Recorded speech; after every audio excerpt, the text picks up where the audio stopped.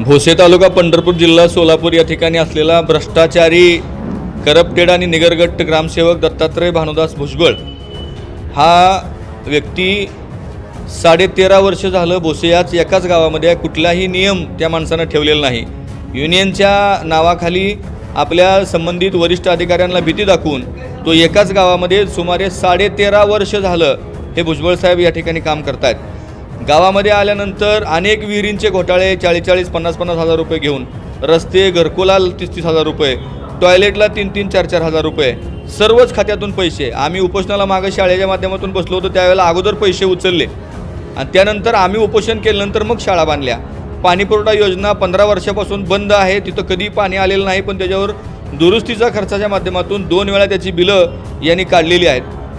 दूध व्यवसाय असतील, दारूचे 18 धंदे आहेत या माध्यमातून चालू आहेत। कोट्यावधी रुपयांच्या भ्रष्टाचार ह्या ग्रामसेवक दत्तात्रय भानुदास भुजबळ यांनी केलेला आहे। त्याच्यामुळं सलग 13.5 वर्ष झालं भोसे या एकाच गावामध्ये आहेत। 7 महिने झाली या माणसाची बदली झाली। 7 महिने झाली बदली झाली असताना सुद्धा हा माणूस गावाचा चार्ज सोडायला तयार नाही। गादेगावला बदली झाली, गादेगावचा चार्ज घेतलाय, पण भोसेचा चार्ज मात्र हा व्यक्ती सोडायला तयार नाही।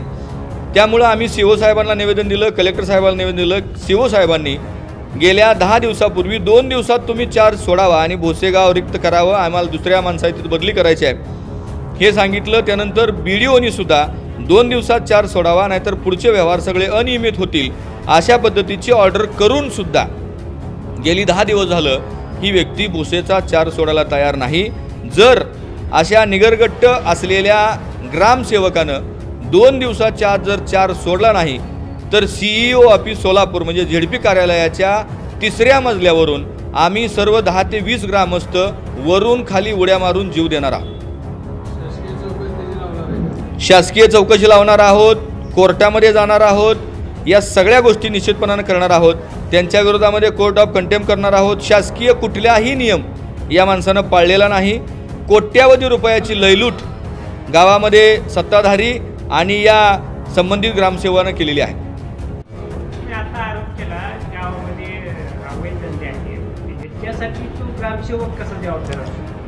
आता गावामध्ये अवैध धंदे आहेत, अगोदर अवैध धंदे नव्हते, कमी झाले होते, आम्ही पोलीस स्टेशनला तक्रार केल्यानंतर। आता सध्या जवळजवळ 18 हातभट्ट्याचे धंदे भोश्यामध्ये आहेत। 18 धंदे आहेत, डाव खेळले जातात।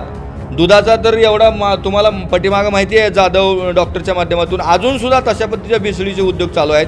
तर ही माणसं ग्रामसेवक असतील किंवा सत्ताधारी असतील हे यांच्याकडून 5-5 हजार रुपये, 6-6 हजार रुपये यांच्याकडून हप्ते घेतात आणि हप्ते घेऊन हे दारूचे धंदे आणि दुधाचे व्यवसाय चालवतात। हा सरळ आम्हा सर्वांना माहिती आहे, पण नुसतं नाव मोठ्या मोठ्या गावात दहशतीतलं झालं आहे। भोसे गावसुद्धा पंढरपूर तालुक्यातल्या एका खूप मोठ्या आकाचंच गाव आहे असा आमचा थेट आरोप आहे।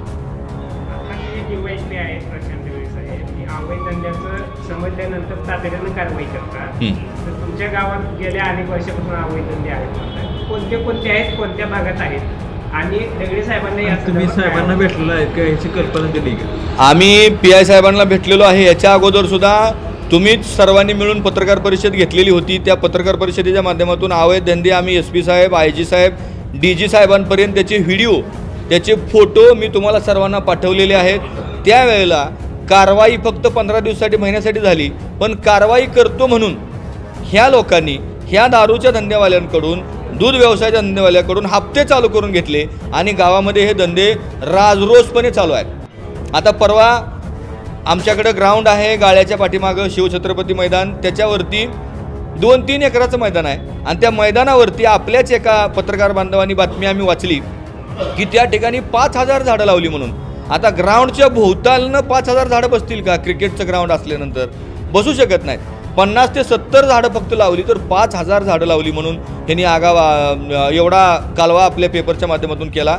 अशा पद्धतीचा मग 50 लावली तर 100 सांग ना, 100 लावली तर 200 सांगावी का? 5000 झाडं लावली, पूर्वीची 6 आणि आत्ताची 5, अशा पद्धतीचं एक ईदभर जर असलं काम तर वावभर सांगायचं, कासराभर सांगायचं, अशा पद्धतीचं काम ह्या ग्रामसेवकाने केलेलं आहे। त्यामुळे ह्या माणसाला त्वरित निलंबित करावं आणि या सेवेतून रिक्त करून ह्या माणसावर कडक ती कारवाई करावी अशा पद्धतीचे निवेदन आम्ही कलेक्टर, CO सर्व मंत्र्याला दिले आहेत। आम्ही कोर्टात सुद्धा त्याच्यावरती रीट दाखल करणार आहोत।